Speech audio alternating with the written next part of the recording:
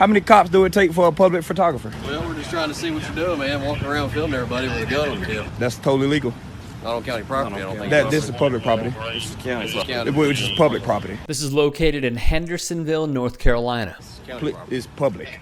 This is taxpayer. Well, if you don't think so, I need you to know so. Because these are my rights you're about to violate. A police surrounding one man. There's 1, 2, 3, 4, 5, 6, 7, 8 cops out here, and you got your hand on your gun for what reason? For my safety. Are you ready to shoot me? No, I'm not. So why you got your hand on your gun? Because I can. Tell me your name. Detective Williams. So what you're telling me right now is, per the Constitution, I cannot open carry or film in none of this area. Per the county policy. Per the county. Oh, so but policy isn't law. And attempting to violate his rights. I need y'all to see this, okay? He's done took the top off his gun. He's ready to shoot me. The county parking lot, it is county property, but the parking lot is public.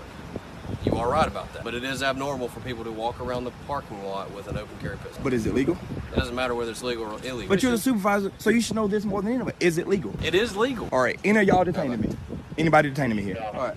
Since you're not going to be rational and talk to me, we're going to leave. Thank you, bye. Showing why it is so utterly important to know them at all times. The man filming is, well, frankly, we don't need to give you his name. He just goes by. Hey man, what's your name? I'm not giving that out. I haven't broken the law. Well, I want to know what to refer to you as.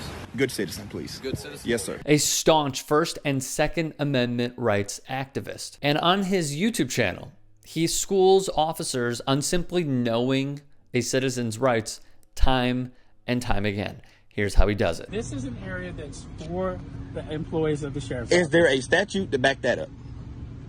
Is Your it- cat got your tongue. Is there a penal code that backs that up? No. Is there a signed document by the judge or your sheriff that legalizes that statement that you made? No, there isn't. There's a sign that says employee parking, correct? Right. Does it say that? Does it say authorized personnel? You look like you've seen a ghost. And again in Cleveland County, North Carolina. So we got a right to know who you are. And I have a right to tell you. I don't want to tell you unless I've been legally convicted of a crime.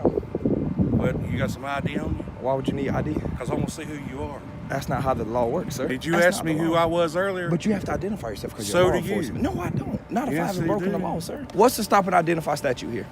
What's the stop and identify? Yes. Who's in charge here? We Who's both in are. charge here? Who has higher Supervisor? rank? You're a supervisor. Catch your question? No. Are you? Well, I'm going to. Are you detaining me? No. Thank you. Bye. Thank you. Here's just a little bit of the backstory that's important. The founder of News Now South Carolina, the clips you just saw, who would only identify himself as Dave, told the Sun News he started his YouTube channel last November as a way to hold police departments and governments accountable for their actions and unveil officers who don't respect the Constitution. I've saved people's lives, he said.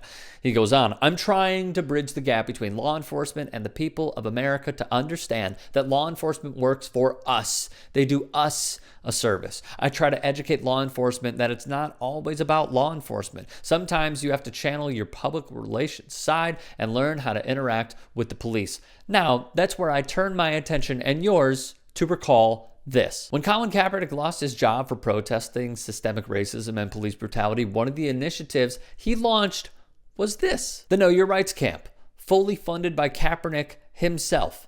A free campaign to raise awareness on higher education, self-empowerment, and interaction with law enforcement.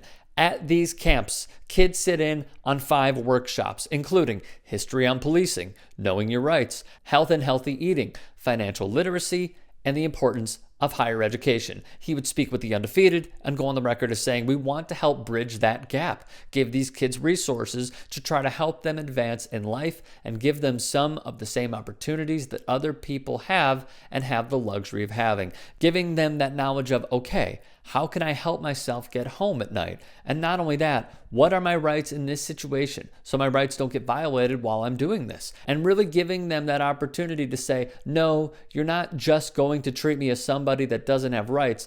That isn't a human being. You're going to treat me as a human being with respect because I know who I am and what my rights are as a human being.